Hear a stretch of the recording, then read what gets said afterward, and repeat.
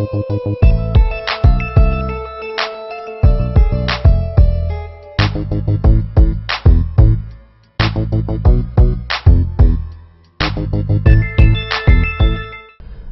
back. Let us continue our discussion on GMAT. We have with us MLV Ramana Rao. We will continue our discussion by asking what special qualities does the book possess so as to enable the student practice more, because practice is very important. It is as much important, even more important than reading the concepts and all. Sir, I mean, after learning the concepts or knowing the concepts, the student needs to practice. Yes. I mean, how important it is to practice after learning the concepts? It is crucially important. Okay. For simple reason, language is an art. Something like Bharatanatyam or some kind of dance. By knowing how to dance, you can never be a perfect dancer. Right. You can be actually a good dancer only when you have the practice. Reasoning is no different actually. So I think extremely high amount of practice is needed.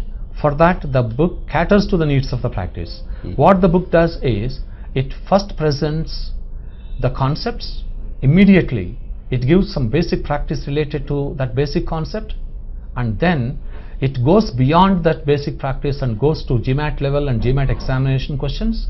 That way the book is dotted with a great number of examples and extremely good number of practice questions quite frequently, to the benefit of the student, of course. Okay, so how do you really describe your book? Is it a textbook or a workbook? Which part of the practice or theory dominates the book? Yeah, I think for a test I should write a textbook, and for the student he needs a workbook. Anything that offers one of these features cannot be a complete book. Okay. This book is a combination of textbook in the sense that it gives all the information the student needs, lucidly with a lot of examples. Secondly, it gives ample practice. It has what we can call cumulative practice. Okay. In cumulative practice, what happens is, at the end of every chapter we have practice questions. But if I give the questions based on those topics only, the student may lose track of the earlier information. Correct. So that is why the book presents a kind of cumulative practice. Right. Say at the end of the second chapter, what was discussed in the first chapter was also covered. At the end of the seventh chapter, what was discussed till seventh chapter, 6 chapters was covered. Okay. That way this book presents a kind of cumulative practice, maybe a unique feature as far as my knowledge goes. Okay, sir. Sir, how do you want students to use this book? I mean, how should they go about reading this book and practice the book? The book is self-possessed actually. I mean to say, sorry, the book is self-contained. Okay. It gives the theoretical basics as well as practical aspects. If they strictly follow what the book offers in the same order, I think that should perfect the thinking of the student and develop a bent towards the GMAT English. Okay. GMAT English is a little bit different. It is formal and it is a bit different from what we find in our day-to-day novels or newspapers like this. So to make a student more comfortable with the test, this contains both theoretical and practical practice aspects of the test.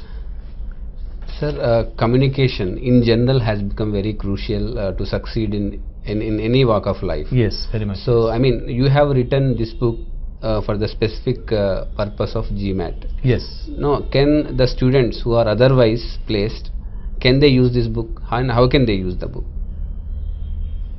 Any book that is written for a particular examination has its own limitations. Okay. Limitations of the syllabus or primary topics covered in the test. However, this book being a book on GMAT English, it gives a thorough understanding of formal English. If you are interested in formal English and if you want to hone your skills in formal English, definitely this is a book. But it's not going to be an easy to go through book, but it is definitely going to be to more to gain from book. That's what I feel. Okay. So Pearson India has published this book. Yes. So what is your experience with the publishers? I mean, with respect to this book. With respect to this book, Pearson people have been very selective in the beginning, Okay. very friendly later. Pearson has some brand name. It has some reputation across the globe as the biggest textbook publisher in the world. Okay. So they can't risk their prestige by offering or accepting